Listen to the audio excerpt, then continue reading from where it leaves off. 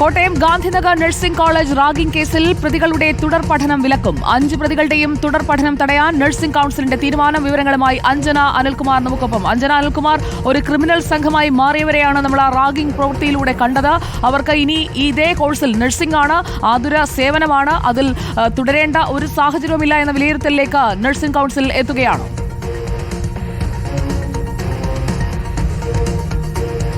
അങ്ങനെ തന്നെയാണ് സുജയ. പ്രധാനപ്പെട്ട ഒരു തീരുമാനമാണ് കേരള നഴ്സിംഗ് കൌൺസിലിന്റെ ഭാഗത്തു നിന്നും ഉണ്ടായിരിക്കുന്നത്. ഈ 5 പ്രതികളുടെയും തുടർ പഠനം തടയാനാണ് ഇപ്പോൾ നഴ്സിംഗ് കൌൺസിലിന്റെ തീരുമാനം.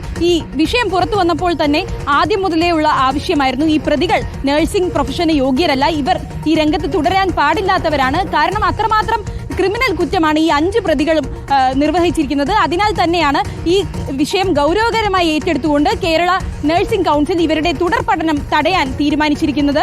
നമുക്കറിയാവുന്നതുപോലെ നഴ്സിംഗ് രംഗത്ത് ഏറെ നാളായി പ്രവർത്തിക്കുന്നവരാണ് ഈ നഴ്സിംഗ് കൌൺസിലിലെ അംഗങ്ങൾ. അതിനാൽ തന്നെ ഈ വിഷയത്തിന്റെ ഗൗരവം ഉൾക്കൊണ്ടുകൊണ്ട് ഇവർ ഇനി ഈ മേഖലയിൽ പ്രവർത്തിക്കാനോ ഇവരുടെ പഠനം തുടരാനോ കഴിയാത്തൊരു സാഹചര്യത്തിലേക്കുള്ള ഒരു തീരുമാനമാണ് ഇപ്പോൾ എടുത്തിരിക്കുന്നത്. ഇവർ 3 പേരും 3ാം വർഷ നഴ്സിംഗ് വിദ്യാർത്ഥികളായിരുന്നു. കുറച്ച് മാസങ്ങൾ കൂടി കഴിഞ്ഞാൽ ഈ രംഗത്ത് പ്രവർത്തിക്കാൻ കഴിയുന്നവരായിരുന്നു. ഇവരുടെ പഠനം ഇവിടെ വെച്ച് നിൽക്കുന്ന ഒരു സാഹചര്യമാണ്. ഇനി പഠിക്കാൻ കഴിയില്ല, ഈ നഴ്സിംഗ് പഠനവുമായി മുന്നോട്ട് പോകാൻ കഴിയില്ല എന്ന നിർണായകമായ തീരുമാനമാണ് ഇപ്പോൾ കേരള നഴ്സിംഗ് കൌൺസിലിന്റെ ഭാഗത്തു നിന്നും ഉണ്ടായിരിക്കുന്നത്.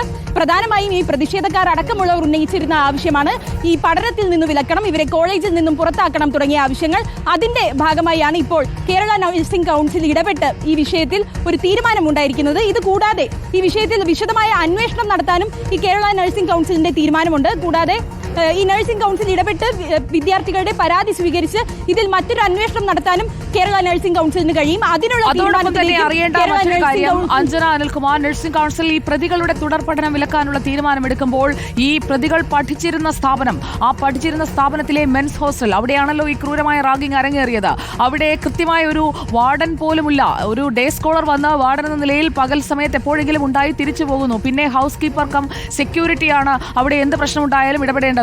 അയാളും ഇടപെട്ടിട്ടില്ല എന്നുള്ളതും വ്യക്തമാവുകയല്ലേ? അപ്പോൾ ഇതിന്റെ നടത്തിപ്പ് തന്നെ ഒരു പ്രതിസന്ധിയിലല്ലേ? കൃത്യമായ രീതിയിലല്ലോ നടത്തിപ്പ്. അതിലേക്ക് കൂടി കടക്കുന്നുണ്ടോ? പ്രത്യേകിച്ചും റാങ്കിംഗ് ഒക്കെ കൊടുക്കുന്നതല്ലേ ഇതുപോലെയുള്ള സ്ഥാപനങ്ങൾക്ക്?